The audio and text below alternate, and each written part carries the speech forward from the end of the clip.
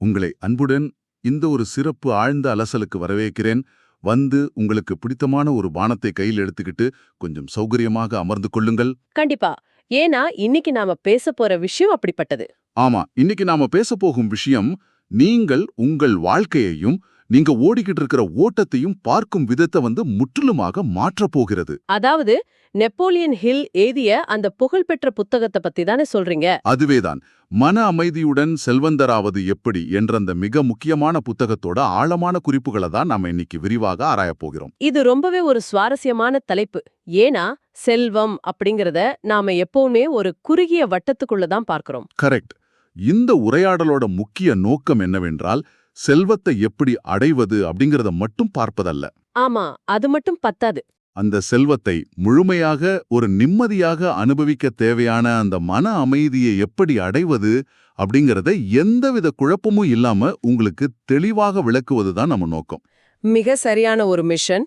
செல்வத்தோடு மன அமைதியும் வேண்டும் என்று தலைப்பிலேயே ஆசிரியர் மிக அழுத்தமாக சொல்லியிருக்கார். ஆமா, இது ஏன் அவ்வளவு முக்கியம்? இப்போ பணம் இருந்தா எல்லாம் வந்துவிடாதா அப்படிங்கிற கேள்வி நிறைய பேருக்கு இருக்கும். இது பலரும் கேட்கிற ஒரு மிக சிறந்த கேள்வி. நிறைய பேர் நினைப்பது அதுதான், பணம் விட்டால் எல்லா பிரச்சனைகளும் தீர்ந்துவிடும் என்று நம்புறாங்க. அப்படி இல்லையா என்ன? கண்டிப்பா இல்ல. ஒரு மனிதனுக்கு எவ்வளவுதான் மலை போல செல்வம் குவிந்திருந்தாலும் அதை அனுபவிக்க மன அமைதி என்பது இல்லாவிட்டால் அந்த செல்வம் ஒரு வெறும் காகிதத்திற்கு சமம் என்பதை நெப்போலியன் ஹில் தனது பல வருட ஆய்வில் ஆழமாக பதிவு செய்துள்ளார். கேட்கவே ரொம்ப ஆழமான கருத்தா இருக்கு. அதாவது, பணம் சம்பாதிப்பது என்பது ஒரு கலை என்றால், அந்த பணத்தோடு சேர்த்து வாழ்க்கையை எந்தவித குற்ற உணர்ச்சியோ பயமோ இன்றி நிம்மதியாக வாழ்வது என்பது ஒரு மாபெரும் தத்துவம். அந்த தத்துவத்தை தான் அவர் இந்த புத்தகத்துல அக்குவேறு ஆணிவேராக பிரித்து மேய்ந்திருக்காருன்னு சொல்லலாம். ஆமா, இது அவர் சாதாரணமா சொல்லல, பல உதாரணங்களோடு சொல்லியிருக்கிறாரு. இது சொல்லும்போது எனக்கு புத்தகத்தின் தொடக்கத்தில் அவர் குறிப்பிட்டுள்ள ஒரு அட்டவணை நினைவுக்கு வருகிறது.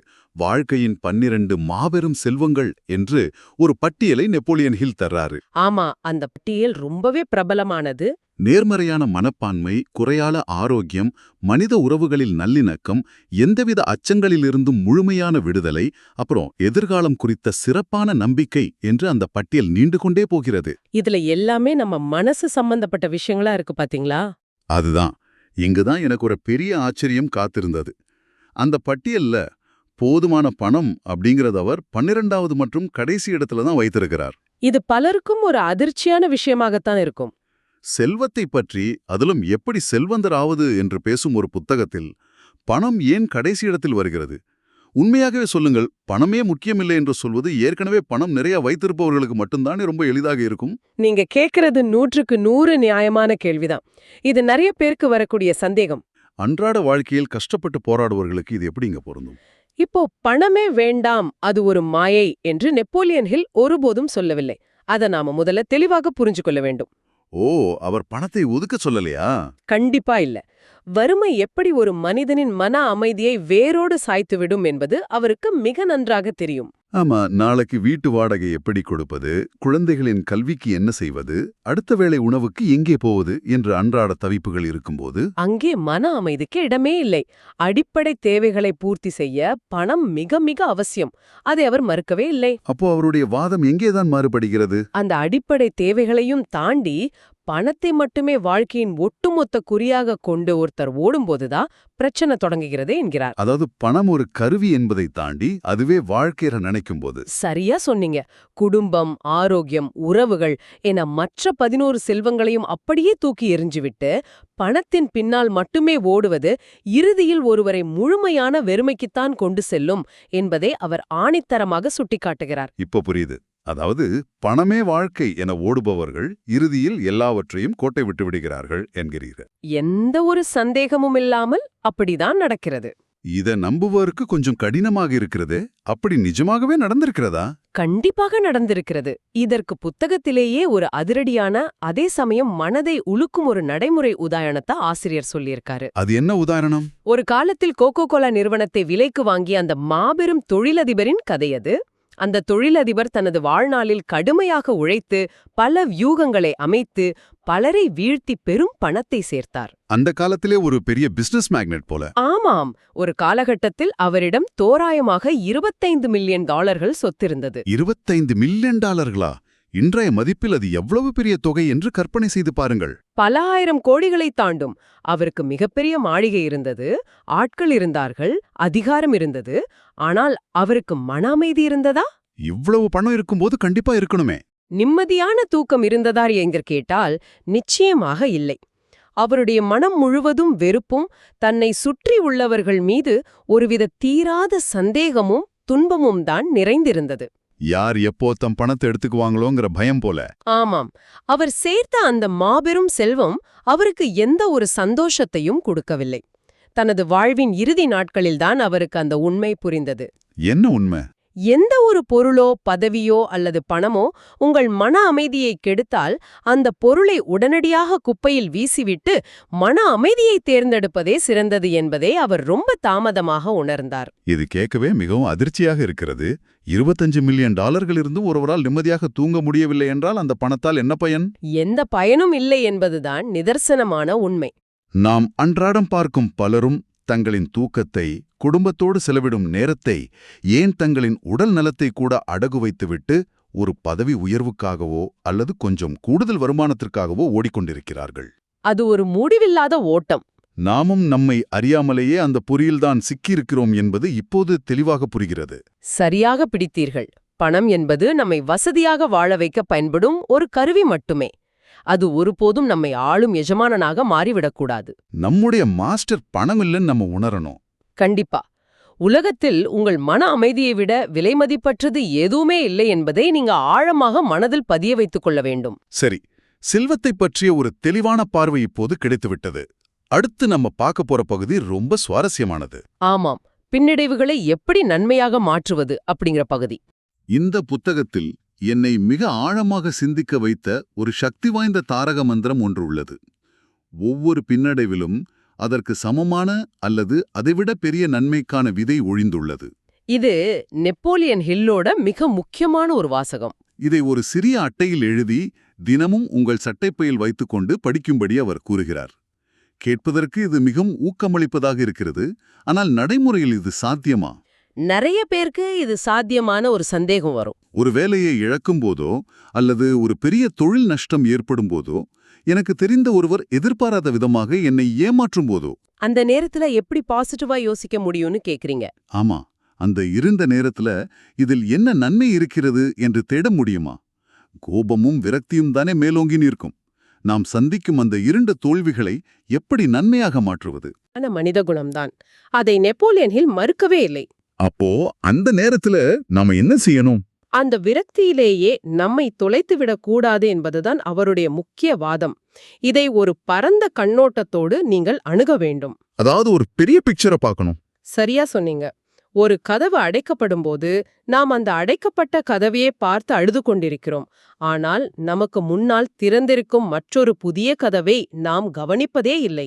நேத்து நடந்த கசப்பான விஷயங்களை நினைச்சு இன்று கவலைப்படுவதால் எந்த பயனும் இல்ல. அதுதான், நீங்கள் கடந்து வந்த துயரங்களையும் ஏமாற்றங்களையும் ஒரு பெரிய மூட்டையாக கட்டி உங்கள் முதுகில் சுமந்து செல்வதை முதலில் நிறுத்த வேண்டும். இறந்த காலத்தை அப்படியே விட்டுவிட வேண்டும். ஆமா, உங்களுக்கு ஏற்படும் துன்பங்களை உங்கள் முன்னேற்றத்தை தடுக்கும் ஒரு முட்டுக்கட்டையாக பார்க்காமல் புதிய பாதைக்கான ஒரு வழிகாட்டியாக பார்க்க பழக வேண்டும். இது சொல்வதற்கு ரொம்ப எளிதாக இருக்கிறது. ஆனால் ஒரு தோல்வியிலிருந்து எப்படி ஒரு நன்மையை உருவது என்பதற்கு ஏதாவது நிஜ வாழ்க்கை உதாரணம் இருக்கிறதா? தாராளமாக இருக்கிறது. நெப்போலியன் ஹில் வேறெங்கும் தேடாமல் தனது சொந்த வாழ்க்கையில் நடந்த ஒரு சுவாரஸ்யமான அனுபவத்தையே இதற்கு உதாரணமாக கூறுகிறார். அவருக்கு என்ன நடந்தது? ஒரு முறை அவருக்கு கடுமையான காய்ச்சல் வந்துவிட்டது. இன்ஃப்ளூயன்சா காய்ச்சல். தொடர்ந்து 3 நாட்கள் அவர் படுக்கையிலேயே அசைய முடியாமல் கிடக்க வேண்டிய ஒரு சூழலை. இது எல்லார் வாழ்க்கையிலும் சாதாரணமா நடக்கிற ஒண்ணுதானே. ஆனா அவரது அணுகுன விதம் வேற. உங்களையோ என்னையோ அந்த இடத்துல வைத்து பாருங்கள், நாம் என்ன செய்திருப்போம்? ஐயோ, 3 நாட்கள் வீணாகிவிட்டதே, என்னால் வெளியே சென்று வேலை பார்க்க முடியவில்லையே, இந்த காய்ச்சல் ஏன் இப்போது வந்தது என்று நமது சுதந்திர இழப்பை நினைத்து மிகுந்த மன உளைச்சலுக்கு ஆளாகி புலம்பியிருப்போம் அல்லவா? கண்டிப்பா. மொபைல் போனை பார்த்து நேரத்தை வீணடித்திருப்போம். ஆனால் அவர் அப்படி வருந்தவில்லை. பின் என்ன செய்தார்? தனக்கு வந்த அந்த நோயையும் அதனால் ஏற்பட்ட தனிமையையும் ஒரு மாபெரும் வாய்ப்பாக அவர் பார்த்தார். அந்த 3 நாட்கள் ஓய்வு நேரத்தை பயன்படுத்தி மிகவும் அமைதியான மனநிலையோடு இந்த மன அமைதியுடன் செல்வந்தராவது எப்படி என்ற புத்தகத்திற்கான முழு வரைவையும் அவர் உருவாக்கினார். வாவ்! ஒரு நோயால் ஏற்பட்ட எதிர்பாராத பின்னடைவை உலகமே போற்றும் ஒரு மாபெரும் புத்தகத்தை உருவாக்குவதற்கான வாய்ப்பாக அவர் மடைமாற்றினார். அதுதான் அந்த தாரக மந்திரத்தோட உண்மையான அர்த்தம். எவ்வளவு அற்புதமான ஒரு அணுகுமுறை! அந்த 3 நாட்கள் அவருக்கு காய்ச்சல் வராமல் அவர் வழக்கம் போல வேலையில் பரபரப்பாக இருந்திருந்தால் ஒருவேளை இந்த உலகத்திற்கு இப்படி ஒரு அற்புதமான புத்தகம் கிடைக்காமலே போயிருக்கலாம். நிஜமா? தோல்வி அல்லது பின்னடைவு என்பது ஒரு முற்றுப்புள்ளி அல்ல. அது ஒரு கமாவாக செயல்பட்டு அடுத்த வாக்கியத்தை தொடங்குகிறது என்பதை இது மிக அழகாக உணர்த்துகிறது. மிகச் சரியான ஒரு ஒப்பீடு. அந்த மனப்பக்குவம் தான் மன அமைதிக்கான முதல் திறவுகோல். சரி, அடுத்த பகுதிக்கு செல்வோம். இது எனக்கு மிகவும் பிடித்தமான ஆனால் கொஞ்சம் விசித்திரமான ஒரு மனப்பயிற்சி. ஓ, அந்த இளவரசர்கள் பற்றிய பகுதியா? ஆமா, புத்தகத்தில் 10 வழிகாட்டும் இளவரசர்கள் என்ற ஒரு கற்பனையான கருத்தை ஆசிரியர் முன்வைக்கிறார். நம் மனதிற்குள் நுழையும் எதிர்மறை எண்ணங்களை தடுப்பதற்காக இந்த இளவரசர்களை மனதின் கதவுகளை காப்பவர்களாக கற்பனை செய்து கொள்ள சொல்கிறார். இத படிக்கும்போது உங்களுக்கு எப்படி இருந்துச்சு? இதை படிக்கும்போது எனக்கு கொஞ்சம் வேடிக்கையாகத்தான் இருந்தது. எனக்கு தெரிந்து தினமும் காலை உணவில் தேவையற்ற துரித உணவுகளை தவிர்க்க ஒரு இளவரசரை நான் என் மனதிற்குள் நியமிக்க வேண்டும் போலிருக்கிறது. அது ஒரு நல்ல உதாரணம்தான். அல்லது போக்குவரத்து நெரிசலில் என் கோபத்தை கட்டுப்படுத்த ஒரு இளவரசர் தேவைப்படுவார். இது என்ன மாதிரியான ஒரு தத்துவம்? நீங்கள் இதை நகைச்சுவையாக சொன்னாலும் அதன் உண்மையான அர்த்தத்தை நீங்க மிக சரியாக பிடித்து விட்டீர்கள். மனித மனம் என்பது ஒரு திறந்த வீடு போன்றது. யார் வேண்டுமானாலும் உள்ளே வரலாம். ஆமாம், யார் வேண்டுமானாலும் உள்ளே வந்து குப்பையை போட்டுவிட்டு போகலாம். போக்குவரத்து நெரிசலில் உங்களை முந்திச் செல்லும் ஒரு நபர், அலுவலகத்தில் உங்களை குறை சொல்லும் ஒரு சக ஊழியர் என யார் வேண்டுமானாலும் உங்கள் மனதிற்குள் எதிர்மறை எண்ணங்களை விதைக்க முடியும். அது தானாகவே நடந்துவிடுகிறது. இங்கேதான் ஒரு முக்கியமான கேள்வி எழுகிறது. உண்மையில் நம் மனதை யார் கட்டுப்படுத்துகிறார்கள்? நாமா அல்லது வெளியாட்களா? நாம தான் சொல்லுவோம், ஆனா நிஜத்துல வெளியாட்கள் தான் நம்ம மூட மாத்துறாங்க. மனித மனம் மட்டுமே அவனது உண்மையான எஜமானன். விலங்குகளைப் போல மனிதன் தனது உள்ளுணர்வுகளுக்கு மட்டுமே அடிமையானவன் அல்ல. விலங்குகளுக்கு அந்த தேர்வு கிடையாது. ஒரு விலங்குக்கு பசித்தால் அது வேட்டையாடும், பயம் வந்தால் ஓடும். அது இயற்கையின் விதிகளுக்குள் மட்டுமே வாழும். ஆனால் மனிதனுக்கு தன் மனதின் எல்லையை தானே வகுத்துக் கொள்ளும் மாபெரும் சுதந்திரம் உண்டு. அப்படியானால் இந்த வழிகாட்டும் இளவரசர்களை நாம் எப்படி நடைமுறையில் நம் மனதை காக்க பயன்படுத்துவது? இதை ஒரு மனநல பயிற்சி போல நாம் செய்ய முடியுமா? நிச்சயமாக. இது ஒரு மிகச்சிறந்த சுய கட்டுப்பாட்டு பயிற்சி. நீங்கள் உங்கள் மனதின் கதவுகளில் இந்த இளவரசர்களை காவலுக்கு நிறுத்துவதாக ஆழமாக கற்பனை செய்து கொள்ள வேண்டும். ஒரு உதாரணம் சொல்லுங்களேன். உதாரணமாக, மன அமைதிக்கான இளவரசர் என்று ஒருவரை நீங்கள் கற்பனை செய்து கொள்ளுங்கள். உங்கள் அன்றாட வாழ்வில் யாராவது உங்களை வேண்டுமென்றே கோபப்படுத்தவோ அல்லது உங்கள் மன அமைதியை கெடுக்கவோ முயன்றால் அந்த இளவரசர் தலையிடுவாரா? ஆமாம். உங்கள் மனதின் கதவில் நிற்கும் இந்த இளவரசர் உடனே தலையிட்டு, இந்த கோபம் இப்போது எனக்கு தேவையா? இவன் சொல்வதற்காக நான் ஏன் என் நிம்மதியை இழக்க வேண்டும் என்று கேட்டு அந்த எண்ணத்தை அங்கேயே தடுத்து நிறுத்துவார் என்று நீங்கள் முழுமையாக நம்ப வேண்டும். இது ரொம்பவே சுவாரஸ்யமா இருக்கு. அதேபோல சிறந்த உடல் நலத்திற்கான இளவரசர் என்று ஒருவர். நீங்கள் சொன்னது போலவே உங்கள் உடலுக்கு கேடு விளைவிக்கும் உணவுகளை உண்ண நீங்கள் ஆசைப்படும் போதோ அல்லது தவறான பழக்கங்களுக்கு அடிமையாக நினைக்கும் போதோ அவர் ஒரு எச்சரிக்கை மணியை ஒலிப்பார். எனக்குள்ளே ஒரு அலாரம் அடிக்கிற மாதிரி. சரியா சொன்னீங்க. அச்சம், கோபம், பொறாமை, பேராசை போன்ற எதிர்மறை உணர்ச்சிகள் உங்கள் மனதிற்குள் நுழையாமல் இவர்கள் ஒரு உறுதியான அரணாக நின்று தடுப்பார்கள். இது கேட்பதற்கே மிகவும் சக்தி வாய்ந்ததாக இருக்கிறது. நம் மனதை நாமே பாதுகாக்கும் ஒரு கண்ணுக்கு தெரியாத கேடயம் போல இது செயல்படுகிறது. அதுதான் நெப்போலியன் ஹில்லோட நோக்கமும் கூட. ஒவ்வொரு முறை எனக்கு கோபம் வரும்போதும் எனக்குள் இருக்கும் அந்த மன அமைதிக்கான இளவரசர் என் தோளில் கைதட்டி என்னை அமைதிப்படுத்துவதாக நினைத்துக் கொள்வது ஒரு சிறந்த தியானம் போல இருக்கிறது. அது மட்டும் இல்லாம நெப்போலியன் ஹில் இதோட இன்னொரு முக்கியமான மருத்துவ உண்மையையும் இணைக்கிறார். மனிதனுக்கு வரும் பல கொடிய உடல் உபாதைகள் மற்றும் நோய்களின் அடிப்படை பெரும்பாலும் அவனது தீர்க்கப்படாத மன உளைச்சலே என்பதை அவர் மிகத் தெளிவாக சுட்டிக்காட்டுகிறார். அதாவது மன அழுத்தம் தான் பல நோய்களுக்கு காரணம்னு சொல்றாரு. ஆமா, தொடர்ந்து கவலைப்படுவதால் ஏற்படும் ஒற்றை தலைவலி, செரிமானக் கோளாய்கள், அல்சர், நெஞ்சுவலி, தூக்கமின்மை போன்ற எண்ணற்ற பிரச்சனைகள் மன அமைதி இல்லாததால் மட்டுமே உருவாகின்றன. மனசு கெட்டு போனா உடம்பும் கெட்டு போயிடும். உங்கள் மனம் கொதித்துக் கொண்டிருக்கும் போது உங்கள் உடல் எப்படி ஆரோக்கியமாக இருக்க முடியும்? எனவே இந்த காவலர்களை பயன்படுத்தி மனதை அமைதியாக வைத்துக் கொள்வது உங்கள் சிந்தனையை வளர்ப்பதற்கு மட்டுமல்ல, உங்கள் ஒட்டுமொத்த உடல்நலனையும் பாதுகாக்க மிகப்பெரிய அளவில் உதவும். மனமே எல்லாவற்றிற்கும் அடிப்படை எஜமானன் என்பதை நான் மிக தெளிவாக புரிந்து கொண்டேன். சரி, இப்போது நாம் செல்வத்தை ஈட்டும் வழியிலுள்ள ஒரு மிக முக்கியமான விதியை பற்றி விவாதிக்கலாம். இதுதான் இந்த புத்தகத்தோட இன்னொரு சிறப்பம்சம், இழப்பீட்டு விதி. ஆமாம், அந்த விதிக்கு அவர் எதிர்பார்க்கப்பட்டதை விட கூடுதலாக ஒருபடி மேலாக உழைக்கும் குணம் என்று பெயரிட்டுள்ளார். Going the extra mile. ஆமா, இது நிறைய பேருக்கு புரியாத ஒரு தத்துவம். இதை எப்படி அன்றாட வாழ்க்கையில் பொருத்துவது? ஒரு அலுவலகத்தில் எனக்கு கொடுக்கப்பட்ட வேலை முடிந்ததும் நான் ஏன் என் நேரத்தை செலவழித்து கூடுதலாக உழைக்க வேண்டும்? அது எப்படி எனக்கு செல்வத்தையும் மன அமைதியையும் தரும்? நீங்கள் கேட்பது இன்றைய கார்ப்பரேட் உலகில் பலருக்கும் இருக்கும் ஒரு சாதாரண சந்தேகம்தான். எனக்கு கொடுக்கும் சம்பளத்திற்கு நான் ஏன் அதிகமாக உழைக்க வேண்டும் என்று பலரும் நினைக்கிறார்கள். அது அவங்க கோணத்துல நியாயம்தானே? இருக்கலாம். ஆனால் இதற்கு விடையாக ரால்ஃப் வால்டோ எமர்சனின் புகழ்பெற்ற இழப்பீட்டு விதியை அல்லது பலன் திரும்ப கிடைக்கும் விதியை நெப்போலியன் ஹில் மேற்கோள் காட்டுகிறார். அந்த விதி என்ன சொல்கிறது? அந்த விதி என்ன சொல்கிறது என்றால், ஒவ்வொரு செயலும் தனக்கான பலனை தன்னுடனேயே கொண்டுள்ளது. பிரபஞ்சத்தில் நீங்கள் எதை அதிகமாக கொடுக்கிறீர்களோ அது பல மடங்காக உங்களுக்கே திரும்பி வரும் என்பதுதான் இதன் சாரம். இதை இன்னும் கொஞ்சம் விளக்கமாக சொல்ல முடியுமா? உதாரணமாக, நான் அலுவலகத்தில் என் சக ஊழியர் ஒருவரின் வேலைக்காக என் நேரத்தை செலவழித்து உதவி செய்கிறேன் என்று வைத்துக்கொள்வோம். அதனால் எனக்கு உடனடியாக எந்த பணபலனும் கிடைக்கப் போவதில்லையே. உடனடியாக கிடைக்காமல் போகலாம், ஆனால் அந்த உழைப்பு ஒருபோதும் வீணாகாது. நீங்கள் உங்கள் சக ஊழியருக்கு உதவ தாமதமாக அலுவலகத்தில் தங்கியிருக்கும்போது நீங்கள் வெறும் இலவசமாக வேலை செய்யவில்லை. வேற என்ன செய்கிறேன்? நீங்கள் அங்கு நம்பிக்கையை வளர்க்கிறீர்கள், ஒரு புதிய திறமையை கற்றுக்கொள்கிறீர்கள், உங்களுக்கான ஒரு கூட்டாளியை உருவாக்குகிறீர்கள். ஓ, அந்த உறவு பிற்காலத்துல உதவும் சொல்றீங்க. ஆமா, நீங்கள் கொடுக்கப்பட்ட வேலையை மட்டும் ஒரு கடமைக்காக செய்யாமல் அதில் உங்களின் முழுமையான ஈடுபாட்டை காட்டி ஒரு படி மேலாக உழைக்கும்போது அந்த நேர்மறையான ஆற்றல் ஏதோ ஒரு வழியில் உங்களுக்கு திரும்ப கிடைக்கும். அது எப்படி திரும்ப வரும்? அது உங்களின் மேலதிகாரி மூலமாக ஒரு மிகப்பெரிய பதவி உயர்வாகவோ, வேறு ஒரு நிறுவனத்திலிருந்து தேடி வரும் சிறந்த வாய்ப்பாகவோ, அல்லது உங்கள் தொழிலில் ஒரு பெரிய திருப்புமுனையாகவோ உங்களை வந்தடையும். நீங்கள் கொடுக்கும் நன்மைகள் வட்டியும் முதலுமாக உங்களுக்கு திரும்ப வரும் என்பது இயற்கையின் எழுதப்படாத சட்டம். நாம மற்றவர்களுக்கு கொடுக்கும்போது அது ஏதோ ஒரு வழியில் நமக்கு திரும்பி வரும் என்ற அசைக்க முடியாத நம்பிக்கை மனதிற்கு ஒரு மிகப்பெரிய நிம்மதியை தருகிறது. கரெக்ட். கொடுப்பதில் உள்ள பலன் என்பது வெறும் பணமாகத்தான் இருக்க வேண்டும் என்பதில்லை.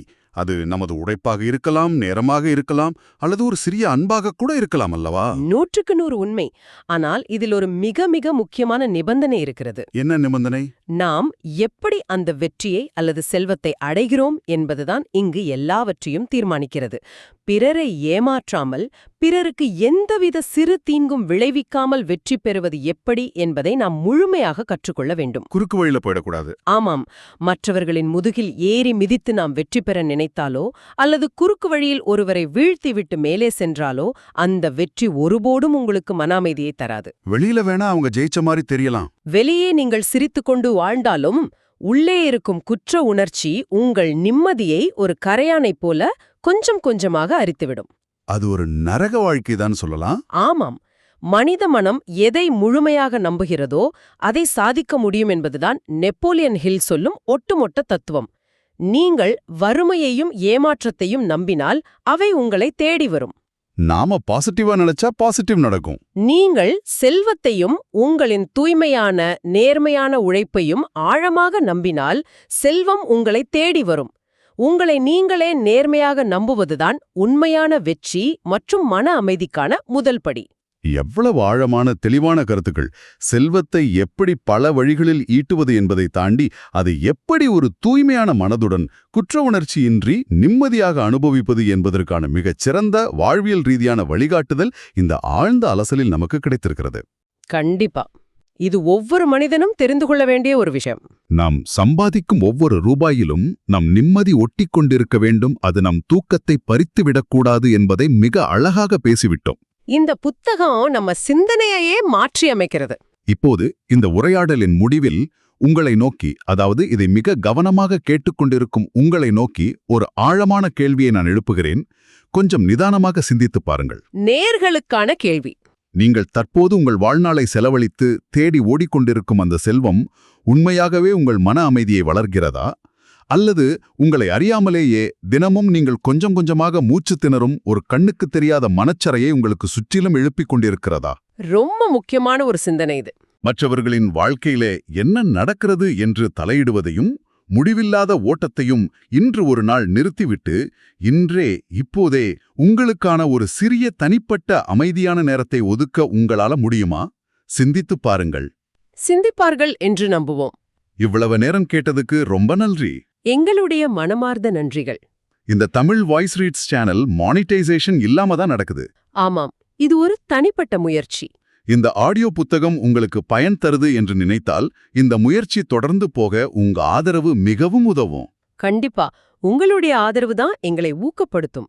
என்னுடைய இந்த முயற்சிக்கு நன்கொடை அளிக்க விருப்பம் இருந்தால் டிஸ்கிரிப்ஷன்ல கொடுக்கப்பட்டுள்ள UPI ID மூலம் வழங்கலாம். ஆமாம், உங்களால முடிஞ்சளவு போதும். சிறிய ஆதரவும் பெரிய உதவிதான். எந்த ஒரு சிறு உதவியும் இந்த சேனலுக்கு பெரிய பலம். இந்த வீடியோ உங்களுக்கு பயனுள்ளதாக இருந்தா சப்ஸ்கிரைப் பண்ணுங்க. மற்றவர்களுக்கும் பகிர்ந்து கொள்ளுங்கள். இந்த கருத்துக்கள் அவர்களுக்கும் தேவையாக இருக்கலாம். லைக் பண்ணுங்க. உங்க கருத்துக்களை கமெண்ட்ல பகிருங்க. மனப்பூர்வமான நன்றி. மீண்டும் ஒரு சுவாரஸ்யமான அலசலில் சந்திப்போம்.